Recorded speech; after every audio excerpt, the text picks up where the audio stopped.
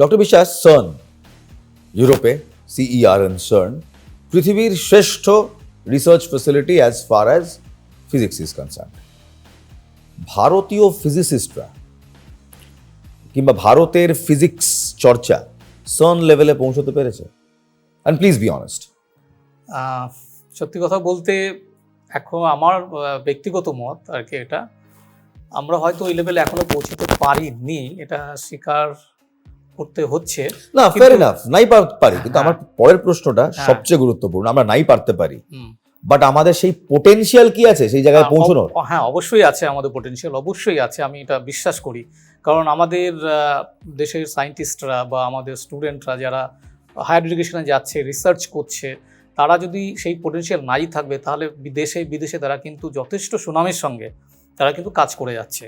আজকে USA থেকে শুরু করে আপনার UK থেকে শুরু করে জার্মানি থেকে শুরু করে ইসরায়েল, সমস্ত জায়গাতেই কিন্তু আমাদের ইন্ডিয়ান যারা স্টুডেন্ট তারা কিন্তু খুবই ভালো কাজ করছে।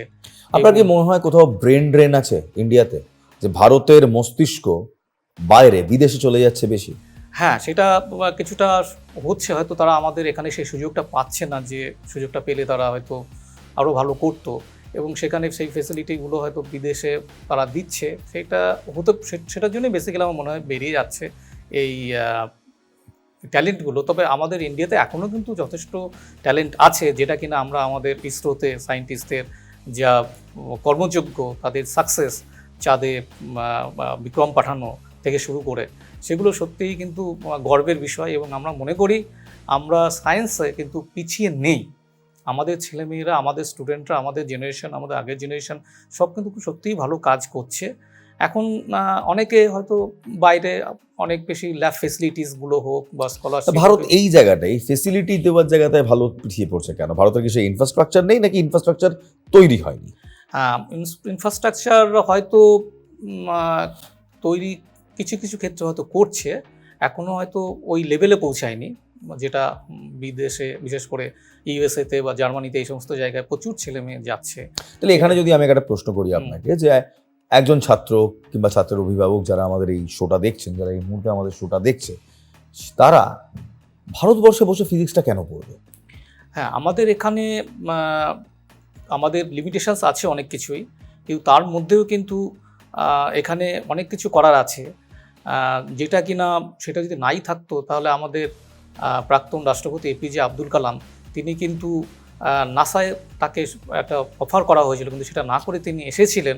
শুধু তাই নয়, তিনি সাইকেলে করে তিনি কিন্তু প্রথম রকেটটা লঞ্চ করেছিলেন। অনেক rocket man of India, man of India, missile man of India বলা হয়। বহু কষ্ট করে তিনি, যদিও Vikram Sarabhai is the first missile man, first rocket man. হ্যাঁ, কিন্তু APJ আব্দুল কালাম স্যার যা করে গেছেন, তিনি যে লিমিটেশনসের মধ্যে, সেটা কিন্তু আমাদের অবশ্যই এনকারেজ করা উচিত। এবং আমরা যদি সেটা যদি ভাবি, তাহলে কিন্তু আমাদের হয়তো বিদেশের মতো অত সুযোগ সুবিধা নাও পেতে পারি, কিন্তু ট্যালেন্টটা কিন্তু আমরা কাজে লাগাতেই পারি, অনেকটাই কাজে লাগাতে পারি, কাজ করতে পারি, সেটা কিন্তু আমরা করতে পারি।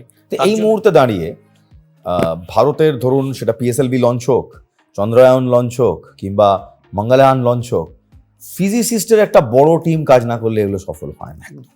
তো এই জন্যে দেশ সেবা, ফিজিক্স সরাসরি রাষ্ট্রের সেবা করা কিংবা দেশ সেবা করা, এই মেন্টালিটি কি এই মুহূর্তে ছাত্রদের মধ্যে তৈরি হয়েছে? অনেকের মধ্যে তৈরি হচ্ছে। আমি একটা এক্সাম্পল হিসেবে বলতে পারি, শুধুমাত্র আমাদের দেশেই না, আমাদের স্টেটে বেড়ে আমার একটা স্টুডেন্ট, যে স্টুডেন্টের কথা আমি আপনাকে বলেছিলাম, সে প্রোগ্রামিং করে এত ভালো সফটওয়্যার জেনারেট করছে, সে কিন্তু বাইরে অন্য স্টেটেই IIT-তে চান্স পেয়েও সেখানে কিন্তু সে যায়নি। ঠিক আছে, এখানে সে চেয়েছে এখানে থেকেই ভালো কিছু করতে, এখানে থেকেই ও MSc করেই PhD করে এখানে থেকেই কাজ করতে চাইছে।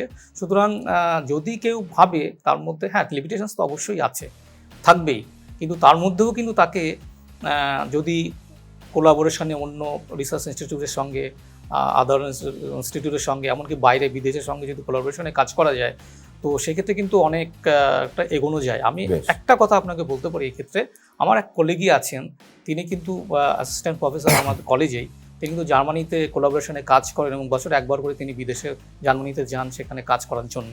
সুতরাং এটাও একটা এক্সাম্পল যে হ্যাঁ, এখান থেকেও কিছু করা যায়। বেশ, অসংখ্য ধন্যবাদ আপনাকে, অসংখ্য ধন্যবাদ।